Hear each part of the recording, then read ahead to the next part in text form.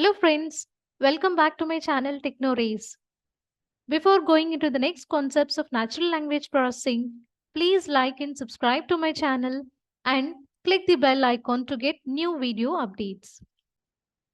In this lecture, let us discuss about constituency parsers. So we already saw what is meant by parsing in our previous lectures. So parsing is nothing but breaking down the given sentence into its grammatical constituents, right? So if you take an example for this, say I want to ask a question to question answering system, like it can be either Amazon's Alexa or Apple Siri. And the question is, who won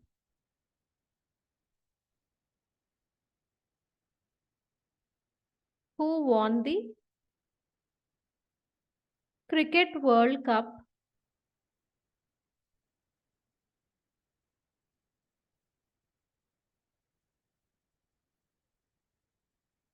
Cricket World Cup in 2015? Say this is my question. So when I ask this question to question answering system, then question answering system can respond meaningfully only if it can understand that phrase. So first, it should understand that Cricket World Cup is related to phrase. So here, Cricket World Cup, this is related to phrase in 2015. So the phrase in 2015, this phrase, it refers to specific time frame. So 2015 is specific time frame and thus modifies the question significantly. So finding such dependencies. So here we need to find out dependency between this phrase and so this is one phrase and this is second phrase. So finding such dependencies or relations between the phrases of a sentence that can be achieved using parsing techniques. So that is one of the best example for parsing. So let us just go through the current topic, that is constituency parser. Okay. So in order to deal with the complexity, so we all know that there are few issues with natural language processing, or that is complexity of the natural language as well as ambiguity in the natural language. You need to deal both the things. So for that, first you need to identify and define various grammatical patterns, commonly observed grammatical patterns. So here, how to do this? So this can be done by dividing the sentence into groups of words. So whenever a sentence is given, first divide it into groups. And those group of words are nothing but constituents. Okay, so this division should be done based on their grammatical role in the sentence. So if you take an example, the fox ate the squirrel. So group of words represents a grammatical unit or a constituent. So that's what we discussed. Group of words is constituent. So here the fox. So the term or this two words, group of words, it represents noun phrase. So here the constituency parser, it has separated this sentence into two phrases. So one is the fox and second one is ate the squirrel. Similarly, if you take another sentence, the quick brown fox jumps over the table. So here this sentence can be divided into three main constituents. So one is quick brown fox. So that we know it is a noun phrase. And jumps. So jumps is verb phrase. Over the table. This is prepositional phrase. Right? So we use three different phrases here. So constituency parsers, they divide the sentence into constituent phrases. So just now we saw it can be either a noun phrase, verb phrase, prepositional phrase, etc. and so on. And it will check whether the sentence is semantically correct. That means whether it is providing any meaning. So constituency parse tree always contains words of the sentence as its terminal nodes. So remember these points. And other non-terminal nodes, they represent constituents of the sentence. So constituents are nothing but it is either the verb phrase, noun phrase, or prepositional phrase. So if you take this example, so here you can see words of the sentence. So words of the sentence means the little boy, the park, to, right, went. So these are words of a sentence. The little boy went to the park. So that is the sentence. So words are represented as the terminal nodes. Whereas what are non-terminals in this? So non-terminals are noun phrase, verb phrase, right? So non-terminals are constituents of the sentence. So like they can be either noun phrase, verb phrase, and here it is prepositional phrase. Again, we have noun phrase. Okay. So all of them are non-terminal nodes.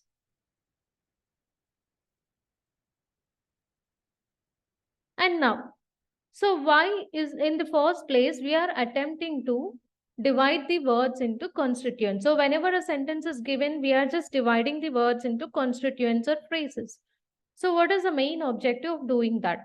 So the rationale for clubbing these words in a single unit is provided by the notion of substitutability, which means a constituent can be replaced with another equivalent constituent while keeping this sentence syntactically valid. So here if you see this constituent, it is again replaced with another constituent noun phrase. That means we are extending the tree.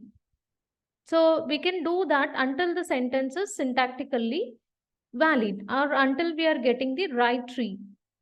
So if you take one example for this, so let us take these two sentences. Ram read an article on data science and Shruti ate dinner. So now our task is first you need to divide the words into constituents. So after division, say, for example, we want to replace two noun phrases. So take the noun phrase in the first sentence. So an article on data science is a noun phrase, and in the second sentence, dinner is noun phrase. So if I replace these two terms, say I want to place this here and this here. So what happens in that case? Let us see. So first we are dividing the groups. So the groups Ram read an article on dinner. So these are the phrases. Ram read an article on data science. Others group is Shruti ate dinner. So these are constituents or phrases. After doing this, we want to check whether replacing the noun phrases, both of them are nouns. So why can't we check whether replacing them produce syntactically and semantically meaningful sentence or not? So for that, we are doing this. So if you replace this, then first sentence will be Ram read dinner because we are placing this dinner here. And second sentence gives you Shruti ate an article on data science. So even though the sentence Ram read dinner is syntactically correct, but this sentence is semantically meaningless, right? So he can't read dinner. So that's the reason why we are considering this constituency parsing as a paradigmatic parsing, because it will identify the constituents that are in the same paradigm. So this mainly helps us to identify which phrase belong to which sentence. So it won't simply group noun phrases with another noun phrases. So that type of replacement won't be done. So it will identify the constituents that belongs to the sentence. So that is the main advantage of this.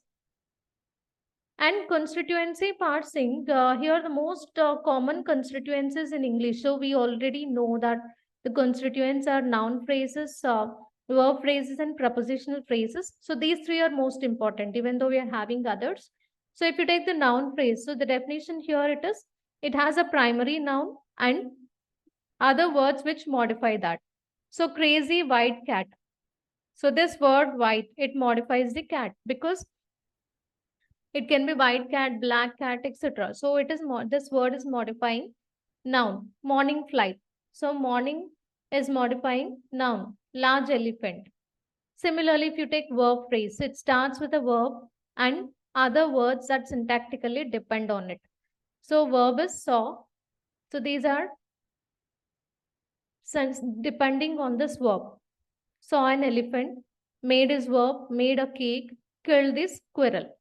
Prepositional phrase, it starts with preposition and other words.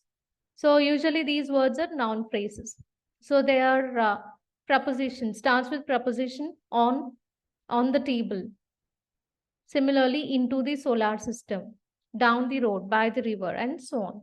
So here we can say that constituency parsing creates trees containing syntactical representation of a sentence according to context-free grammar.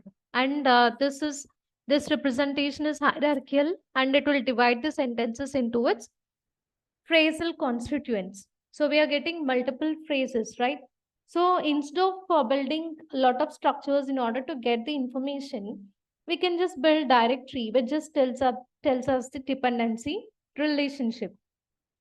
So for that, in order to get the information more easily, or in order to find out the dependency relationship, we can go with dependency parsing.